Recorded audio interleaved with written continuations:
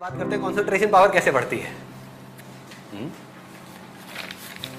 कहते हैं जब पढ़ाई करते हैं तो अगर पीछे आप कोई म्यूजिक ऑन कर लो तो पढ़ाई में ध्यान लग जाता है। ऐसे ही करते हो, लोग करते यही हैं लेकिन अनजाने में करते हैं। मैं आपको उसके पीछे लॉजिक बता रहा हूं कि रीजन क्या है और कैसे काम होता है। इंस्ट्रूमेंटल म्यूजिक अगर आप प्ले करोगे और उस इंस्ट्रूमेंटल म्यूजिक में भी बीट्स बहुत ज्यादा नहीं है, धांधू नहीं है, बेस ज्यादा नहीं है, तो आपका ध्यान पढ़ाई पे लग जाएगा। सॉफ्ट म्यूजिक, इसके पीछे लॉजिक क्या है कि वो ध्यान आपका जो 50 जगह पे चल रहा था वो वहां से हट करके एक जगह पे आ गया।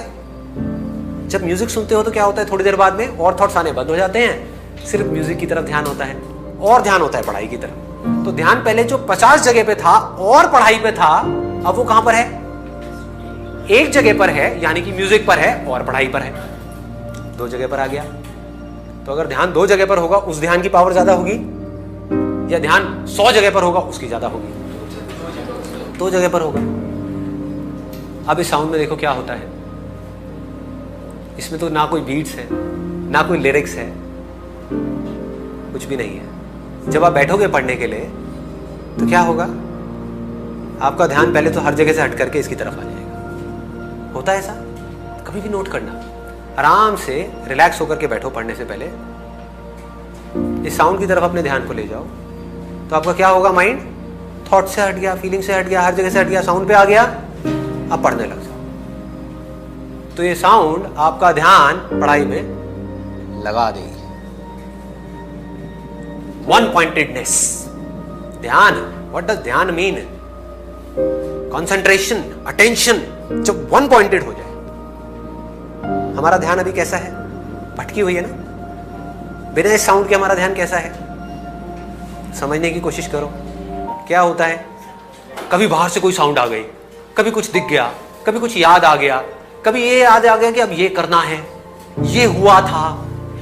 1000 जगह पर है, समझ रहे हो? तो ध्यान कैसे भटक रहा है। अगर आपके हाथ में एक मैग्नीफाइंग ग्लास है और आप वहां से आग लगाना चाहते हो सूरज से, तो अभी आपका ध्यान कैसा है? ऐसे ऐसे ऐसे भटक रहा है। फोकस कैसे करोगे? कभी यहां चला गया, कभी वहां चला गया। जहां आपका मैग्नीफाइंग ग्लास जाता है, यानी कि आपका ध्यान जाता है, वही चीज आपको दिखने लग जाती है। तो एक जगह पे टिक नहीं रहा ना। इससे क्या हुआ, एक जगह पर आ गया। इस इनर साउंड से क्या होता है, ध्यान एक जगह पर टिक जाता है। And it is a very very high state. Reason being, अगर आपको इंस्ट्रूमेंटल म्यूजिक सुन रहे हो तो वहां फिर भी कोई फीलिंग है, कोई इमोशन है। आप समझ रहे हो? कुछ ना कुछ है जो आपको डिस्ट्रैक्ट कर सकता है। ये बिल्कुल ही खाली है, जिसको बुद्धिज्म में एम्प्टीनेस बोलते हैं, शून्यता, जीरो। बिना जीरो के मैथमेटिक्स क्या है? जीरो ही है। तो जब तक हमारी लाइफ में ये नहीं है तब तक सब भटका हुआ है। ये आते ही सब कुछ सिमट गया, एक जगह पर आ गया। कंसंट्रेशन पावर साइंटिफिकली कैसे बढ़ेगी इससे? क्योंकि ये एक ऐसी साउंड है जिससे रिलेटेड आप चाहो भी तो आप कुछ सोच नहीं सकते। एक इंस्ट्रूमेंटल सॉन्ग है, यहां आकर के माइंड मर जाता है। फिर जैसे ही माइंड को एक गोल मिलता है तो माइंड अपनी पूरी एनर्जी उस गोल की तरफ लगा देता है।